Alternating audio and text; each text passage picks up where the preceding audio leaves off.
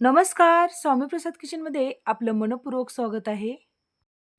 तर आज आपण ताज्या मेथीच्या भाजीपासून मस्त कुरकुरीत एकदम छान आपण पुऱ्या बनवणार आहोत. चला तर मग वेळ न घालता आपण रेसिपीला सुरुवात करूया. तर सर्वात पहिल्यांदा आपण एक जुडी ती मेथी घेतली होती. त्याच्यातली पण अर्धीच मेथीची जुडी आपण फक्त त्याची पानं-पानं तोडून घेतलेली आहेत.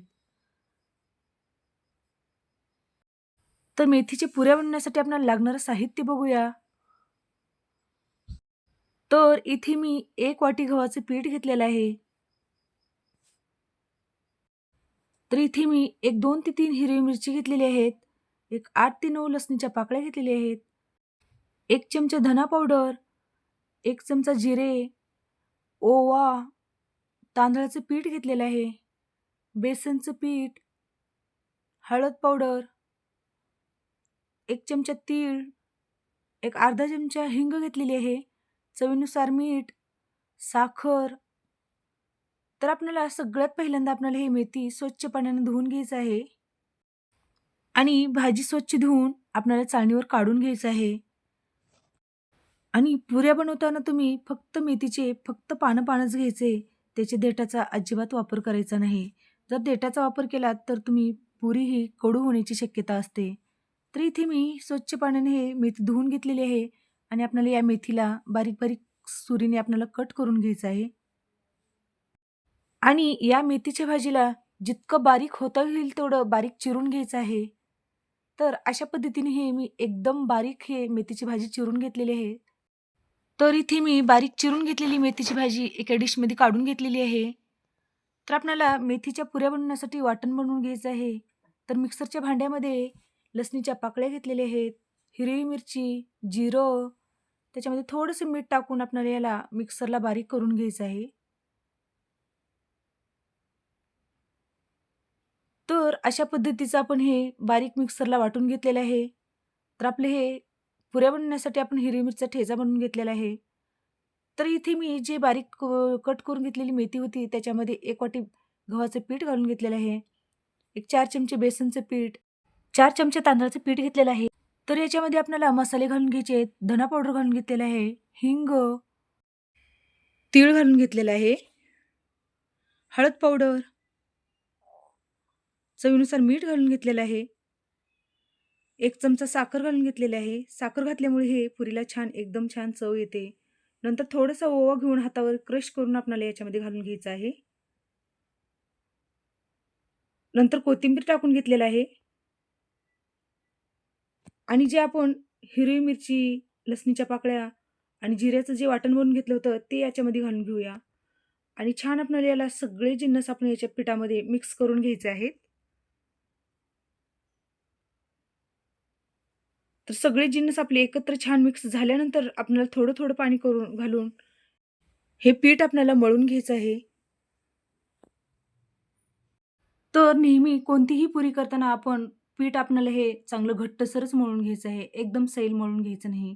तर आपण याच्यामध्ये थोडं-थोडं पाणी घालून आपल्याला छान घट्टसर आपल्याला हे पीठ मळून घ्यायचं आहे. तर इथे मी छान असं हे पुऱ्यासाठी घट्टसर आपले हे पीठ मळून घेतलेलं आहे.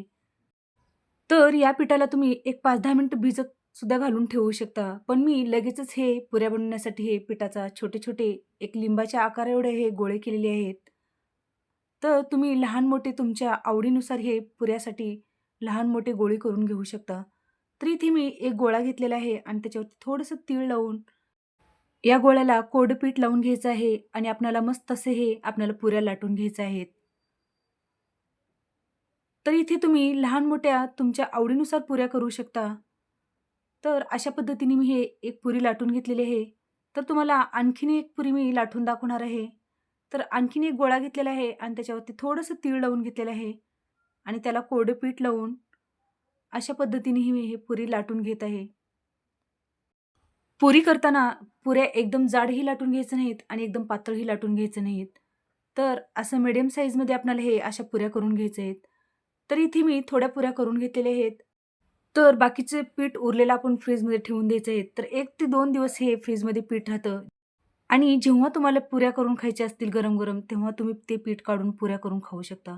तर आपले सगळ्याच पुऱ्या बनवून तयार झालेल्या आहेत. तर गॅसवर कढई ठेवलेली आहे आणि त्याच्यामध्ये तेल घालून घेतलेलं आहे.